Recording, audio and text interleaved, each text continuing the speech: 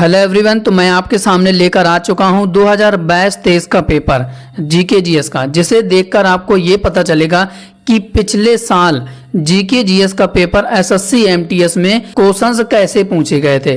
तो आज के शानदार सेशन में मैं आपको 2022-23 का जीके जीएस का पेपर यहां पे कवर कराऊंगा और एसएससी एमटीएस 2024 के लिए ये रामबाण होगा, क्योंकि इससे आपको पता चल जाएगा कि किस टॉपिक से कैसे क्वेश्चंस पिछले वर्ष पूछे गए थे और इसी के आधार पर बिल्कुल सेम इट इज पेपर 30 तारीख को भी आने वाला है। चलिए शुरुआत करते हैं, मैं आपको दिखाता हूं कि कैसे क्वेश्चंस पूछे गए थे। तो सबसे पहले हम लोग 2023 का एसएससी एमटीएस का प्रीवियस क्वेश्चंस जीके जीएस का देखेंगे। तो पहला क्वेश्चंस यहाँ पे बनेगा कि भीतर गांव का ईंटों वाला मंदिर किस राज्य में स्थित है। तो किस राज्य में स्थित है, तो इसका हमारा राइट आंसर हो जाएगा, उत्तर प्रदेश में स्थित है। उत्तर प्रदेश में भीतर गांव का ईंटों वाला मंदिर ये उत्तर प्रदेश में स्थित है। और मैं आपको हर एक क्वेश्चन से जुड़ा उस पेपर की कटिंग भी दिखाऊंगा कि वाकई में एग्जाम में पूछा जा चुका है। तो यहाँ पे आप देख पा रहे होंगे कि भीतर गांव का ईंटों वाला मंदिर उत्तर प्रदेश में स्थित है। तो ऑप्शन बी इसका राइट आंसर हो जाएगा। चलिए इसके बाद अगला क्वेश्चन पूछा गया था कि डेबिट कार्ड और क्रेडिट कार्ड में अंतर पूछा गया था। तो डेबिट कार्ड का मतलब होता है कि डेबिट कार्ड सीधे बैंक के खाते से पैसे निकाले जा सकते हैं और क्रेडिट कार्ड का मतलब है कि एक निश्चित सीमा तक ऋण लिया जा सकता है। तो ऑप्शन डी इसका क्लियर आंसर था। तो यहाँ पे इस तरीके से क्वेश्चंस पूछे गए थे 2023 में। तो ये आप यहाँ पे पेपर की कटिंग भी देख पा रहे होंगे कि डेबिट कार्ड और क्रेडिट कार्ड में अंतर पूछा गया था कि डेबिट कार्ड का मतलब है कि खाते से पैसे निकाले जा सकते हैं और एक निश्चित सीमा तक ऋण लिया जा सकता है क्रेडिट कार्ड के जरिए। अगला क्वेश्चन बनेगा कि पूर्व पश्चिम गलियारा जो स्वर्णिम चतुर्भुज महाराज मार्ग का हिस्सा है भारत के निम्नलिखित किन दो शहरों को जोड़ता है। तो इसका हमारा राइट आंसर हो जाएगा ऑप्शन ए, सिलचर और पोरबंदर को जोड़ता है। तो ए ऑप्शन इसका क्लियर और राइट आंसर हो जाएगा। यहाँ पे आप पेपर की कटिंग भी देख लीजिए, ठीक है, जो कि एग्जाम में पूछा जा चुका है। चलिए इसके बाद अगला है कि किस आंदोलन की शुरुआत बंगाल में हुई थी। तो किस आंदोलन की शुरुआत बंगाल में हुई थी, तो राइट आंसर हो जाएगा रामकृष्ण मिशन की जो शुरुआत थी वो बंगाल में इसकी शुरुआत की गई थी। लेकिन इसके संस्थापक कौन थे रामकृष्ण मिशन के, तो याद रखना स्वामी विवेकानंद थे, ठीक है। अब यहाँ पे अगर हो सकता है कि 30 तारीख के एग्जाम में आपसे आर्य समाज के संस्थापक की बात पूछ ले कि आर्य समाज के संस्थापक कौन है, तो याद रखना दयानंद सरस्वती, ठीक है। अब यहाँ पे आपसे प्रार्थना समाज के संस्थापक भी पूछा जा सकता है। तो राइट आंसर हो जाएगा आत्माराम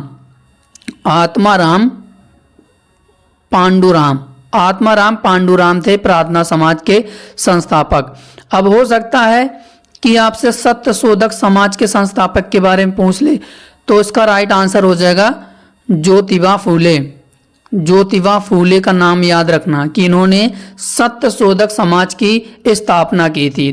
तो ये भी आपको याद रखना है, आर्य समाज भी याद रखना है, प्रार्थना समाज भी याद रखना और रामकृष्ण मिशन जो कि 2023 के एसएससी एमटीएस में पूछा गया था। तो याद रखना, यहाँ पे आप पेपर की कटिंग भी देख लीजिए कि रामकृष्ण मिशन बंगाल में शुरू किया गया था, ठीक है, ये क्वेश्चन पूछा गया था। चलिए इसके बाद अगला क्वेश्चन बनेगा कि संविधान यानी कि अनुसूचित जनजाति आदेश यानी कि दूसरा संशोधन विधेयक 2022 ने नारी कोरवन और कुरी विकरण समुदायों को किस राज्य की अनुसूचित जनजातियों की सूची में शामिल किया गया है। तो इसका हमारा राइट आंसर हो जाएगा ये तमिलनाडु इसका राइट आंसर हो जाएगा। यहाँ पे ये क्वेश्चन पूछा गया था, ठीक है। चलिए इसके बाद अगला क्वेश्चन बनेगा कि निम्न में से संगीतकारों के किस समूह को भारत रत्न से सम्मानित किया गया था। तो राइट आंसर हो जाएगा पंडित रविशंकर और पंडित भीमसेन, इनको सम्मानित किया गया था। यानी कि भारत रत्न अब तक जितने लोगों को दिया जा चुका है वो सब क्वेश्चंस आपको याद करके जाना है। तो यहाँ पे जो हमारा बी ऑप्शन है क्लियर और राइट आंसर हो जाएगा। इनको भारत रत्न पुरस्कार से सम्मानित किया गया था और ये संगीतकार क्षेत्र से जुड़े हैं। ठीक है, एग्जाम में पूछा जा चुका था, भारत रत्न इनको दिया गया था। चलिए इसके बाद अगला है कि कौन सा शब्द तैराकी से नहीं है। तो कौन सा शब्द है जो कि तैराकी से संबंधित नहीं है, तो राइट आंसर हो जाएगा पेनाल्टी कॉर्नर, ऑप्शन सी इसका राइट आंसर हो जाएगा। ठीक है, अगला है कि यक्षगान एक लोक नृत्य है, किस राज्य से संबंधित है। तो ये कर्नाटक का यक्षगान है, कर्नाटक का यक्षगान है लोक नृत्य, ऑप्शन से डी इसका राइट आंसर हो जाएगा। एग्जाम में पूछा जा चुका है, यानी कि लोक नृत्य से एक क्वेश्चन पूछा जाता है, तो ऑप्शन से डी इसका राइट आंसर हो जाएगा। चलिए इसके बाद अगला है कि आर्टिकल 49 किससे संबंधित है। तो आर्टिकल 49 की अगर हम लोग बात करें तो ये भारत के नियंत्रक एवं महालेखा परीक्षक के कर्तव्य एवं शक्तियों से संबंधित है। आर्टिकल 149, तो याद रखना आर्टिकल 149 भारत के नियंत्रक एवं महालेखा परीक्षक के कर्तव्यों एवं शक्तियों से संबंधित है। ऑप्शन ए इसका राइट आंसर हो जाएगा और ये पेपर में पूछा गया था 2023 में, ये आया हुआ था। चलिए इसके बाद अगला है, अब ये करंट अफेयर्स के क्वेश्चंस भी स्पोर्ट से पूछे जा रहे हैं, यानी कि मैंने स्पोर्ट का भी वीडियो बनाया है, स्पोर्ट करंट अफेयर्स का, उस वीडियो को जरूर देख कर जाना। डिस्क्रिप्शन बॉक्स पर उन सभी वीडियोस का लिंक लगा हुआ है। इस राज्य में फीफा अंडर 17 महिला विश्व कप 2022 के मैच आयोजित नहीं किए गए थे, तो गुजरात में नहीं किए गए थे। 4 टॉपिक में डिवाइडेड करके उन सभी वीडियो को भी आप लोग देखना, जो कि डिस्क्रिप्शन बॉक्स पर उन सभी वीडियो का लिंक लगा हुआ है, क्योंकि स्पोर्ट से क्वेश्चंस पूछे जा रहे हैं, स्पोर्ट करंट अफेयर्स से। ठीक है, तो इसका हमारा डी ऑप्शन था। चलिए इसके बाद अगला है कि नील नदी का पानी किस में गिरता है। तो ये भूमध्य सागर में गिरता है, ऑप्शन सी इसका राइट आंसर हो जाएगा कि नील नदी का पानी कहाँ पर गिरता है, भूमध्य सागर में गिरता है, और ये 2023 में पूछा गया था। मैं इस वजह से ये पेपर की कटिंग आपको दिखा रहा हूँ, जिससे कि आपको यकीन हो जाए कि हाँ कौन कौन से हमें टॉपिक पढ़ के जाना है और किस टॉपिक से कैसे क्वेश्चंस पूछे जा रहे हैं। बाकी अगला क्वेश्चन देख लीजिए। सिख साहित्य के अनुसार गुरु नानक देव की जयंती भारतीय चंद्रमा के डैश की पूर्णिमा के दिन मनाई जाती है। तो कार्तिक की पूर्णिमा के दिन मनाई जाती है, तो ऑप्शन से ए इसका राइट आंसर हो जाएगा। ये एग्जाम में ऑलरेडी पूछा जा चुका था। ठीक है, चलिए इसके बाद अगला है कि किस संस्थान की स्थापना एमजी रनाडे और जीवी जोशी के द्वारा की गई थी। मोस्ट इंपॉर्टेंट क्वेश्चन से एग्जाम में दोबारा भी पूछा जाएगा, तो इसका हमारा राइट आंसर हो जाएगा ये पूना सार्वजनिक सभा की स्थापना की थी। किन्होंने, एमजी रनाडे और जीवी जोशी के द्वारा, ऑप्शन से बी इसका राइट आंसर हो जाएगा। एग्जाम में ऑलरेडी पूछा जा चुका है ये प्रश्न। अगला है कि पृथ्वी की परपटी में मौजूद 7वीं सबसे प्रचुर मात्रा में पाए जाने वाली धातु का नाम क्या है, जिसका नाम मध्ययुगीन लैटिन भाषा केलियम से लिया गया है। तो पोटेशियम इसका राइट आंसर हो जाएगा, तो ऑप्शन से ए इसका राइट आंसर हो जाएगा। एग्जाम में पूछा जा चुका है। चलिए इसके बाद अगला है कि 1873 में ब्लैक रिएक्शन तकनीकी से रंगे तंत्रिका ऊतक की पहली तस्वीर किसने प्रकाशित की थी, जिसमें संपूर्ण तंत्रिका कोशिका का वर्णन किया गया था। तो किसने प्रकाशित की थी, तो राइट आंसर हो जाएगा कैमलो गोल्गी ने। कैमलो गोल्गी इसका राइट आंसर हो जाएगा। ऑप्शन से सी इसका राइट आंसर हो जाएगा।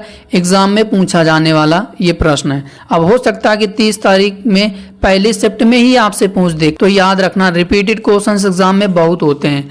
चलिए इसके बाद अगला है कि अक्टूबर 2022 में विराट कोहली ने T20 क्रिकेट इतिहास में कितने रन पूरे करने वाले ये पहले भारतीय खिलाड़ी बने थे। तो इसका हमारा राइट आंसर हो जाएगा 11,000 रन पूरे करने वाले ये पहले भारतीय बने थे T20 में। तो ऑप्शन से डी इसका राइट आंसर हो जाएगा। ठीक है, अब यानी कि 2 क्वेश्चंस हम लोग स्पोर्ट करंट अफेयर्स के क्वेश्चंस से कवर किए हैं। तो स्पोर्ट करंट अफेयर्स क्वेश्चंस 2-3 पूछे जा रहे हैं इसमें। तो चलिए इसके बाद अगला है कि किस नदी को सांगपो के नाम से जाना जाता है। तो आप सभी को पता है ब्रह्मपुत्र नदी को सांगपो के नाम से जाना जाता है। ये जब बांग्लादेश में प्रवेश करती है तो इसको जमुना के नाम से जाना जाता है। और इसके बाद गंगा की बात करें तो गंगा को बांग्लादेश में पद्मा के नाम से जाना जाता है। ठीक है, तो ये भी आपको एक्स्ट्रा जानकारी याद करना है। यहाँ पे आप देख लीजिए कि सांगपो के नाम से ब्रह्मपुत्र नदी को जाना जाता है। चलिए इसके बाद अगला है कि कमलेश्वर किस उपन्यास को 2023 में साहित्य अकादमी पुरस्कार से सम्मानित किया गया था? कितने पाकिस्तान, ये इनकी उपन्यास थी। तो इनकी उपन्यास कितने पाकिस्तान के लिए 2023 में साहित्य अकादमी पुरस्कार से इनको सम्मानित किया गया था। ये पुस्तक का नाम है कितने पाकिस्तान। किन की है? ये कमलेश्वर की है एक उपन्यास। तो ऑप्शन से 20 का राइट आंसर हो जाएगा। देखो ये पूछा गया था ऑलरेडी। ठीक है, चलिए इसके बाद अगला है कि मंदारिन भारत के किस पड़ोसी देश की आधिकारिक भाषा है? तो कहाँ पे ये मंदारिन भाषा बोली जाती है भारत के पड़ोसी देश में? तो ये चीन देश में बोली जाती है। ऑप्शन से डी इसका राइट आंसर हो जाएगा। ठीक है, यहाँ पे आप देख लीजिए, यानी कि इससे साफ जाहिर होता है कि किस देश में कौन सी भाषा बोली जाती है। आपको तो इससे क्वेश्चन आपको पढ़कर जाना है। बाकी आप देख लीजिए कि एग्जाम में पूछा जा चुका है। मंदारिन भाषा वो चीन में बोली जाती है और चीन से ही ये क्वेश्चन पूछा गया था। अगला है कि भारतीय संविधान के आर्टिकल 44 का उद्देश्य क्या है? तो राइट आंसर हो जाएगा ये भारत के राज्य क्षेत्र में नागरिकों के लिए एक समान नागरिक संहिता सुनिश्चित करना। तो आर्टिकल 44 से संबंधित है, आर्टिकल 44 इससे संबंधित है। तो ऑप्शन से ए इसका राइट आंसर हो जाएगा और ये एग्जाम में पूछा जा चुका है। ठीक है, अब हो सकता है कि इस बार आपसे पूछ लिया जाए। चलिए इसके बाद अगला है कि 15 अगस्त 1947 को भारत के पहले प्राइम मिनिस्टर जवाहरलाल नेहरू ने दिल्ली में लाल किले डैश के ऊपर भारतीय ध्वज को फहराया था। तो लाहौरी गेट के ऊपर भारतीय ध्वज को ये भारत के पहले प्रधानमंत्री जवाहरलाल नेहरू 15 अगस्त 1947 को ये राष्ट्रीय ध्वज को फहराया था। तो ऑप्शन से डी इसका राइट आंसर हो जाएगा। एग्जाम में पूछा जा चुका, लाहौरी गेट में जवाहरलाल नेहरू के द्वारा ये भारतीय ध्वज को फहराया गया था। अगला है कि देश के भीतर किसी अर्थव्यवस्था में वस्तुओं और सेवाओं के कुल उत्पादन साथ ही किसी विशिष्ट अवधि के दौरान मूल ह्रास को मापने के लिए किसका उपयोग किया जाता है? तो राइट आंसर हो जाएगा सकल घरेलू उत्पाद यानी कि जीडीपी का उपयोग किया जाता है। ऑप्शन से सी इसका राइट आंसर हो जाएगा। ऑप्शन से सी इसका राइट आंसर हो जाएगा। अगला है कि रोशनी कुमारी, शोभना नारायण, माया राव और मुकुंदनी लाखिया एक प्रख्यात कलाकार हैं। तो किससे संबंधित हैं? तो राइट आंसर हो जाएगा ये कथक से संबंधित हैं। ऑप्शन ए इसका राइट आंसर हो जाएगा। इमेज भी आप और यहाँ पे आप पेपर की कटिंग भी देख लीजिए। ठीक है, एग्जाम में पूछा जा चुका है। चलिए इसके बाद अगला है कि cracking the code my journey in Bollywood पुस्तक के लेखक कौन है? तो राइट आंसर हो जाएगा ये आयुष्मान खुराना के द्वारा इस पुस्तक को लिखा गया है। ऑप्शन से डी इसका राइट आंसर हो जाएगा कि cracking the code my journey in Bollywood. तो ये आयुष्मान खुराना के द्वारा लिखा गया है। ऑप्शन से डी इसका राइट आंसर हो जाएगा। चलिए इसके बाद अगला है कि रानी मछैया एक डैश लोक नर्तकी हैं जिन्हें 2023 में पद्मश्री पुरस्कार से सम्मानित किया गया था। तो किन्हें किया गया था? तो ये रानी मछैया को किया गया था और ये किससे संबंधित है? तो ये अम्मत आर्ट से संबंधित है। ठीक है, अम्मत आर्ट से संबंधित है। ऑप्शन से बी इसका राइट आंसर हो जाएगा। और ये हैं रानी मछैया जो कि अम्मत आर्ट से संबंधित है और इनको पद्मश्री पुरस्कार 2023 में प्रदान किया गया था द्रौपदी मुर्मू जी के द्वारा। इसके बाद हम लोग 2023 का सेकेंड शिफ्ट वाला जीके जीएस के क्वेश्चंस को देखेंगे कि कैसे क्वेश्चंस पूछे गए थे। बाकी अगर आप इस वीडियो को देखकर जाते हैं तो आपको ये अंदाज़ा लग जाएगा कि 30 तारीख को जो एग्ज़ाम होना है, 30 सितंबर को, यानी कि जो 30 तारीख को एग्ज़ाम होना है उसमें ये आपको पता चल जाएगा कि हाँ कैसे क्वेश्चंस पूछे जाएंगे और क्या हमको पढ़कर जाना है, कौन से टॉपिक पढ़कर जाना है। बाकी अगला क्वेश्चंस देखते हैं। क्वेश्चंस बनेगा कि कौन सा देश आईसीसी 2023 ओडीआई क्रिकेट विश्व कप की मेज़बानी कर रहा है? तो 2023 में किसने किया है? तो राइट आंसर हो जाएगा भारत ने किया है, आप सभी को पता है। तो ऑप्शन 20 का राइट आंसर हो जाएगा। चलिए इसके बाद अगला है कि भारतीय शास्त्रीय गायक पंडित जसराज का संबंध किस संगीत घराने से है? तो इसका हमारा राइट आंसर हो जाएगा ये मेवाती घराने से संबंधित है। ऑप्शन ए इसका राइट आंसर हो जाएगा। ठीक है, बाकी ये टॉपिक भी आपको पढ़कर जाना है कि कौन सा वादक किस संगीत वाद्य यंत्र से संबंधित है। ठीक है, चलिए इसके बाद यहाँ पे आप पेपर की कटिंग भी देख लीजिए। ठीक है, इसके बाद अगला है कि भारत की जनगणना 2011 के अनुसार किस राज्य की साक्षरता दर सबसे कम है? तो राइट आंसर हो जाएगा त्रिपुरा की सबसे कम है।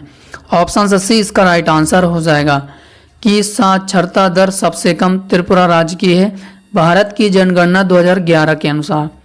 तो एग्जाम के लिए इंपॉर्टेंट है, जनगणना आपको पढ़कर जाना है 2011 की। एक प्रश्न जरूर आएगा, 101% आएगा। अगला है कि आर्टिकल 29-30 होगा यहाँ पे। 29-30 किससे संबंधित है? तो आर्टिकल 29-30 किससे संबंधित है? तो राइट आंसर हो जाएगा सांस्कृतिक एवं शैक्षणिक अधिकार से संबंधित है।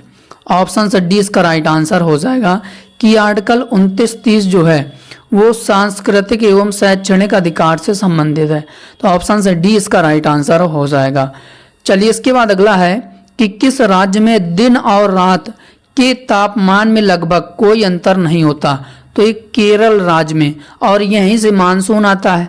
ठीक है, तो ऑप्शन डी इसका राइट आंसर हो जाएगा। ऑप्शन बनेगा कि पंडित भजन सुपोरी जिनका 2022 में निधन हो गया है वह किस संगीत वाद्य यंत्र के प्रसिद्ध वादक थे? तो ये संतूर से संबंधित थे, संतूर के प्रसिद्ध वादक थे। तो ऑप्शन बी इसका राइट आंसर हो जाएगा पंडित भजन सुपोरी, पंडित भजन सुपोरी।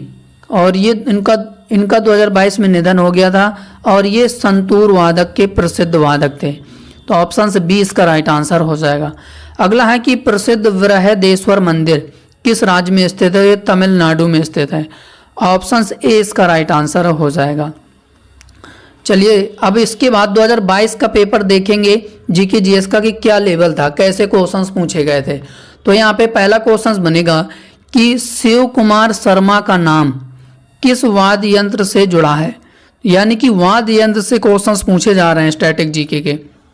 तो राइट आंसर हो जाएगा ये संतूर से जुड़े हैं।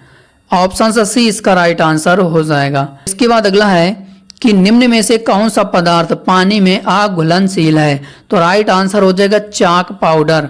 ऑप्शन डी इसका राइट आंसर हो जाएगा। चलिए इसके बाद अगला है कि भारत सरकार के किस विभाग ने अप्रैल 2022 में वन हेल्थ प्रायोगिक परियोजना शुरू किया था? तो राइट आंसर हो जाएगा इसका हमारा पशुपालन एवं डेयरी विभाग ने। तो ऑप्शन डी इसका राइट आंसर हो जाएगा। चलिए इसके बाद अगला है कि निम्न में से क्या कृत्रिम पारिस्थितिकीय तंत्र का उदाहरण है? तो कौन सा है कृत्रिम पारिस्थितिकीय तंत्र का उदाहरण? तो राइट आंसर हो जाएगा बगीचा। ऑप्शन ए इसका राइट आंसर हो जाएगा। अगला है कि 2011 की जनगणना के अनुसार भारत का लिंगानुपात लगभग क्या है? तो राइट आंसर हो जाएगा प्रति 1000 पुरुष पर 940 महिलाएं। ऑप्शन ए इसका राइट आंसर हो जाएगा।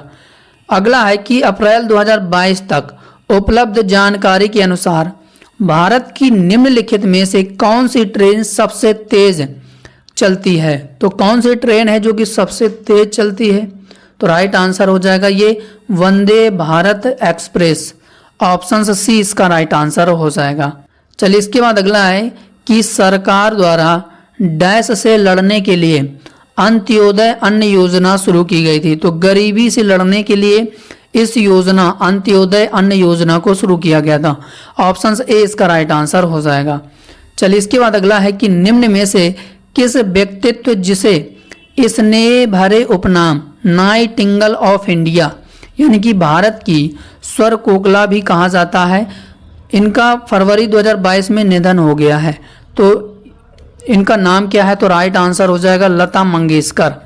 लता मंगेशकर इनको भारत की स्वर कोकिला कहा जाता है। तो ऑप्शन ए इसका राइट आंसर हो जाएगा। चलिए इसके बाद अगला है कि भारत के किस बौद्ध स्थल पर गौतम बुद्ध ने सबसे पहले धर्म प्रचार किया था? तो राइट आंसर हो जाएगा सारनाथ में। सारनाथ में इन्होंने यानी कि पहला उपदेश दिया था। किस भाषा में? तो पाली भाषा में दिया था। और इनके पहले उपदेश को ही धर्मचक्र प्रवर्तन कहा गया था। तो ऑप्शन से डी इसका राइट आंसर हो जाएगा। ठीक है, अगला है कि बेकिंग सोडा का रासायनिक सूत्र क्या है? तो यह NaHCO3। ऑप्शन से ए इसका राइट आंसर हो जाएगा।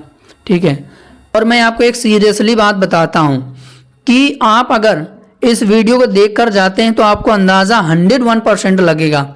भले ही इससे एग्जाम में 1-2 क्वेश्चंस पूछे जाए, लेकिन आपको अंदाज़ा पता चल जाएगा कि कौन से टॉपिक के क्वेश्चंस पूछे जाते हैं। बाकी आप डिसाइड कर लेना। कोई तो पहली बार SSC MTS के एग्ज़ाम दे रहा होगा तो उसको तो पता ही नहीं होगा कि एक्चुअल में SSC के एग्ज़ाम में पूछा क्या जाता है GK GS का। तो बाकी आप लोग इस वीडियो को ध्यान से ज़रूर देखना यार। और मैं इतनी मेहनत से टाइप करके क्वेश्चंस और जो पेपर की कटिंग है वो भी मैंने लगाया है, जिससे कि आपको अंदाज़ा हो जाए, यकीन हो जाए कि हाँ जो मैं आपको कंटेंट के थ्रू आपको बता रहा हूँ वो एग्ज़ाम में ऑलरेडी पूछा जा चुका है। और जिस टॉपिक से आपको क्वेश्चंस पढ़ के जाना है वो टॉपिक देखो ऑलरेडी पूछे जा चुके हैं। तो मैं इसलिए आपको बार बार फोर्स कर रहा हूँ। बाकी जो लोग पहली बार एग्ज़ाम देने जा रहे हैं SSC MTS का, तो उनको तो ये वीडियो देखकर ही जाना है, क्योंकि जिन्होंने 2-3-4 बार एग्ज़ाम दे चुके हैं उनको पता है, लेकिन फिर भी उनसे भी क्वेश्चंस गलत हो जाते हैं।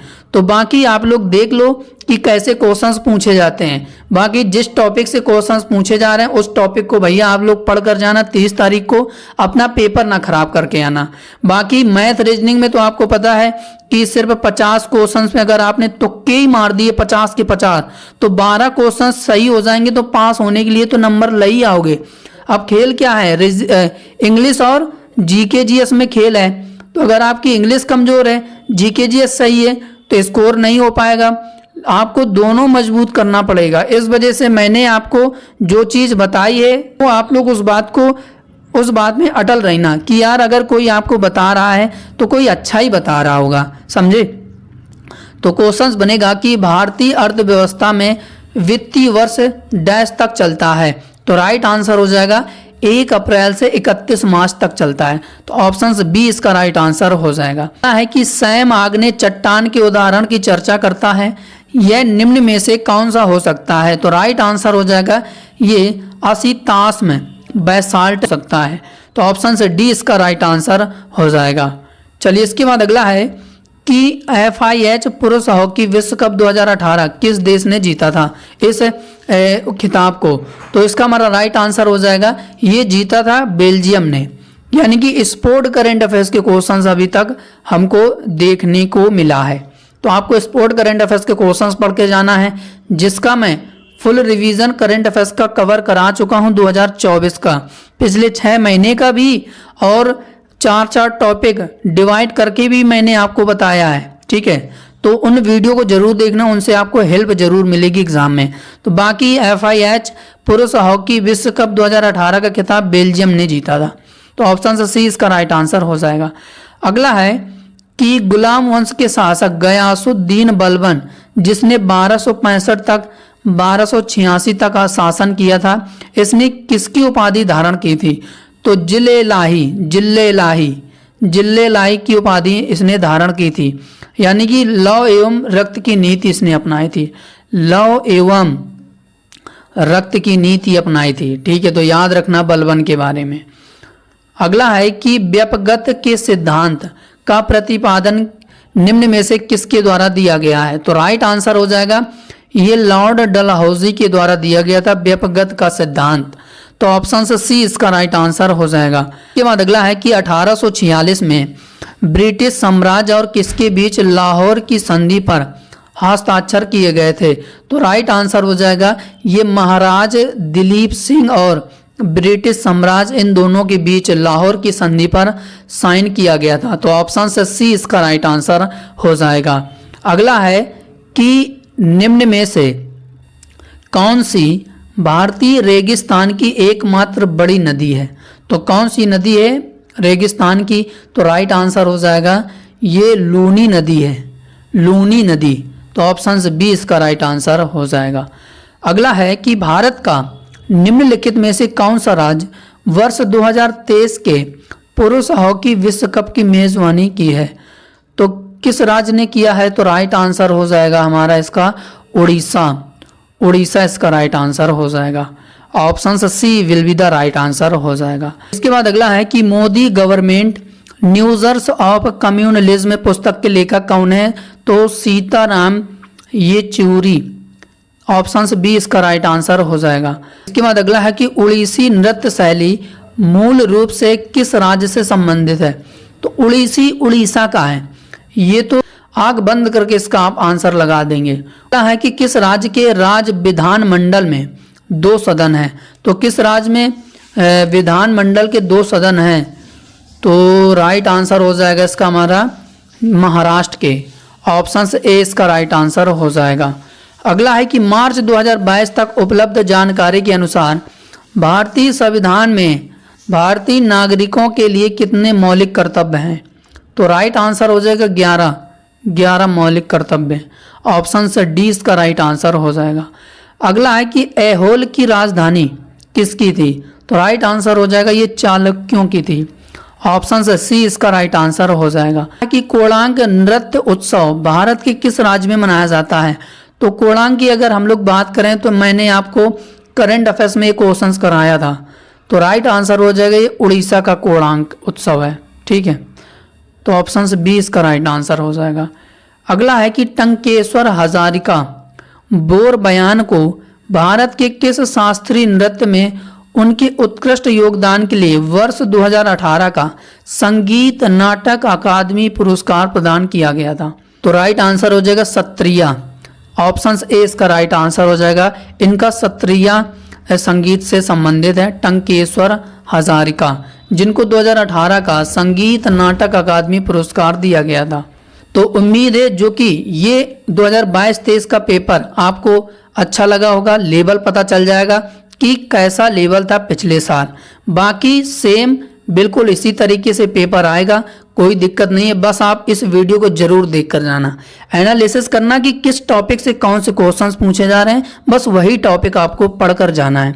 बाकी अगर वाकई में सेशन आपको बेहतरीन लगा हो तो सेशन को लाइक शेयर और कमेंट जरूर करिएगा कि क्लास कैसे लगी। बाकी चैनल को सब्सक्राइब जरूर करिएगा अगर आप चैनल में पहली बार जुड़े हैं और पहली बार सेशन को अटेंड कर रहे हैं। बाकी मिलते हैं किसी नए वीडियो पर, तब तक के लिए जय हिंद, जय भारत, वंदे मातरम।